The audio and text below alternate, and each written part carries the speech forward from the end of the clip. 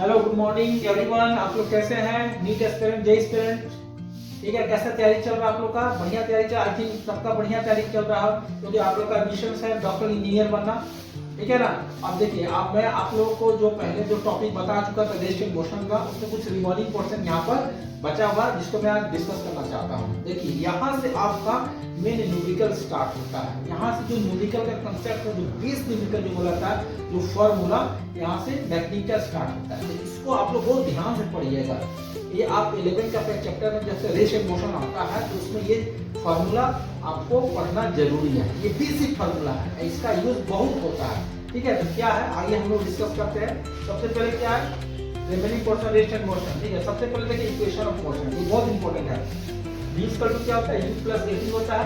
v square minus u square 2s होता है, यानी v square equal to u square plus 2s भी लिख सकते हैं। तो क्या लिख सकते हैं, और भी एक तरीका से लिख सकते हैं v square equal to u square plus a लिख सकते हैं, ठीक है ना। s इक्वल टू होता है ut plus half at square, ठीक है। s nf इक्वल टू होता है u प्लस a/2 2n - 1। ये आपके चार फॉर्मूला है, ये बेसिक फॉर्मूला है। ये क्या है, बेसिक फॉर्मूला। इसको आप लोग को ध्यान में देना ही है, ठीक है। इसमें किसी का पार्टिकल इनिशियल स्पीड क्या है, इनिशियल वेलोसिटी क्या है, फाइनल वेलोसिटी क्या है, फिर पार्टिकल बॉडी को इनिशियल वेलोसिटी में जा रहा है, फाइनल वेलोसिटी में जा रहा है, ये सारा इस पर डिस्कस किया हुआ है, ठीक है ना। ये सब फंडामेंटल फार्मूला है।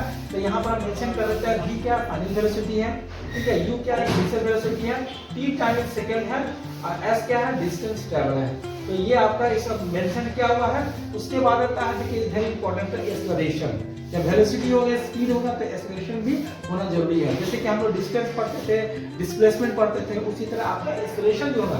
तो एक्सेलरेशन देखिए वेलोसिटी का फॉर्मूला क्या होता है, rate of change of distance with respect to time, यानी v इक्वल टू ds/dt।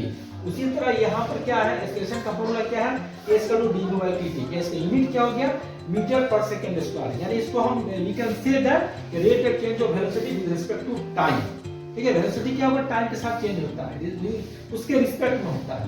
अब उसके बाद आता है एवरेज एक्सेलरेशन। एवरेज एक्सेलरेशन क्या होता है, v2 - v1 t2 - t1 del v/dt, यानी कि मान किसी बॉडी का या पार्टिकल का वेलोसिटी v1 है, फिर आफ्टर टाइम t1 t2 उसका वेलोसिटी v2 हो जाता है। तो एवरेज एक्सेलरेशन निकालेंगे तो v2 - v1 t2 - t1 upon, ठीक है। तो इसका dv/dt इसको dv/dt ये हो गया आपका एवरेज एक्सेलरेशन। एवरेज एक्सेलरेशन इस तरह निकालते हैं। उसके बाद आता है इंस्टेंटेनियस एक्सेलरेशन। इंस्टेंटेनियस एक्सेलरेशन क्या होता है, why at any instant. Instantaneous acceleration limit लेना पड़ता है। इसमें क्या limit delta t tends to 0, average acceleration क्या dv/dt।